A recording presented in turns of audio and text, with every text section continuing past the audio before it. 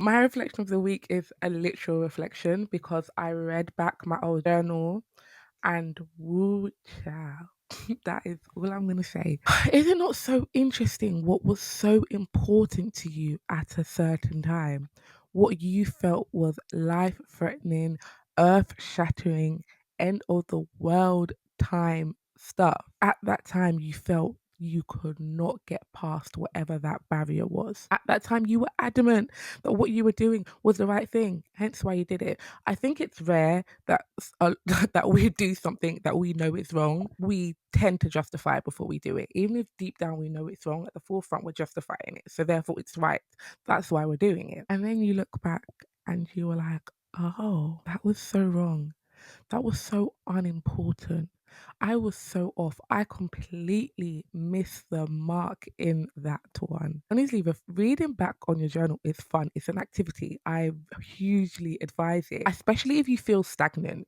If you're at a place where you feel like, the past 3 months, 6 months have just been stagnant, growth sneaks up on you. It's like a growth spurt. Like, you wake up one day and you were like, all of a sudden 5'6" when you've been 5'2". Do you know, like, it's literally like that. It just sneaks up on you and you're like, oh my gosh, I'm growing, I'm healing. Reading back your journal is like it's equivalent to, with the growth spurt, having, when you measure yourself and you have the little lines and then you can see, oh wow, I've jumped up. You have that visual element, you have that visual proof that there's been growth.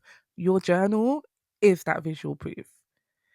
It literally acts the same way. That is being able to look back and really see, wow, that's what Leonette was feeling at this age, on this day, on that day. And you can really compare and contrast how you would react to that same scenario now. And if you're like me, like when I journal with all the emotion in me. So I'm writing it all on the page. So I can truly look back and remember how I felt in that moment. And a lot of the time I can just laugh because it was not that deep. It was not that serious, but it definitely felt like the end of the world for me. And I guess it also helps put things that are going on now into perspective, knowing that sooner down the line, you're going to look back at this and realize it all worked out. It was okay. It all worked out for my good. I've got this. It is fine.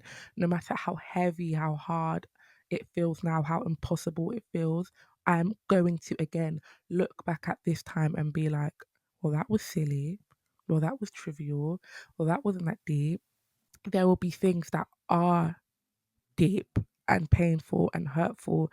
And, you'll look back at that and really understand yourself more. Oh, yeah, that hurt a lot. Oh, this still hurts.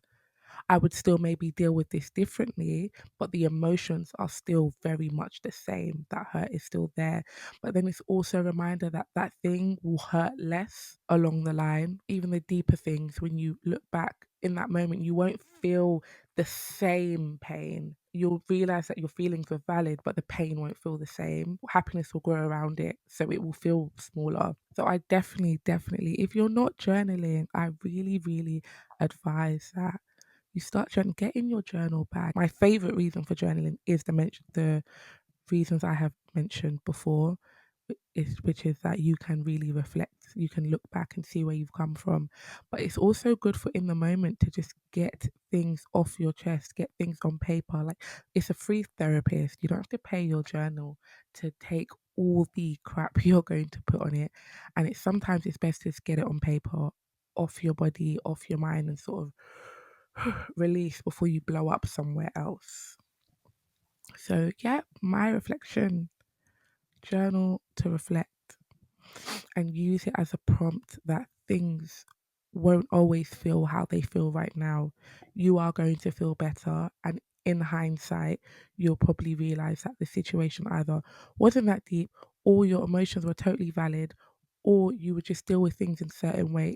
It's almost always going to be a positive experience reading back to your journal and seeing the changes that you have made. We all need to be on our Moesha, like with the Dear Diary every day, every morning, just sort of reflecting on the things that have happened. If you're new to journaling, I would definitely advise journaling prompts. An example of a journaling prompt would be write down 3 things that made you smile today. Write down 1 thing that made you sad today. Write down 1 thing that made you uncomfortable today.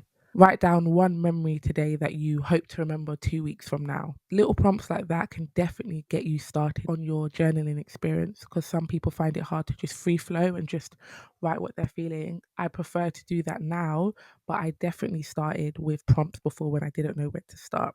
But yeah, that is my reflection. I don't, what is my, my reflection is that journaling is great.